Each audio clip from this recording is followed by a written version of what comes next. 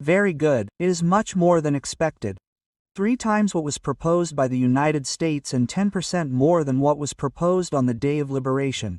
It is a hard blow for Europe that has already taken note. The United States announces that it will impose tariffs of 30% on Europe.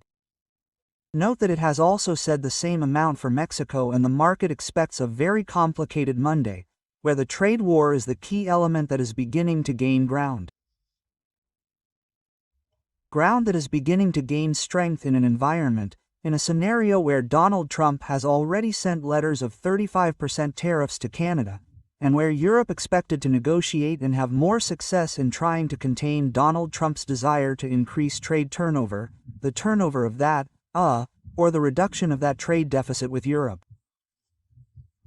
Well, first on Liberation Day he spoke of 20%, then he lowered it to 10%. There was a part of Europe that was talking about a maximum of 15 to 17%, which could have even been left at 10%. However, reality has been stubborn with Europeans. In the end, 30% is the figure. Now we need to negotiate urgently, especially in the agricultural chapter, the pharmaceutical chapter, looking especially at Ireland and the complicated picture around the automotive industry and around the industry as a whole.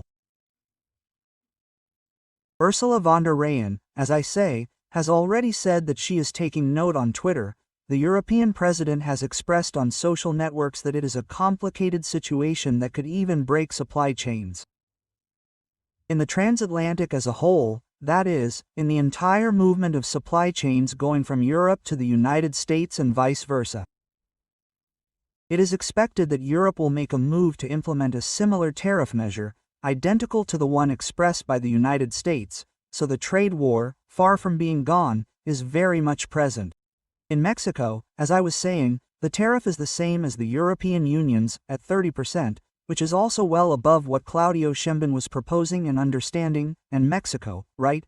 Which should be the natural path of negotiation, and Canada at 35%.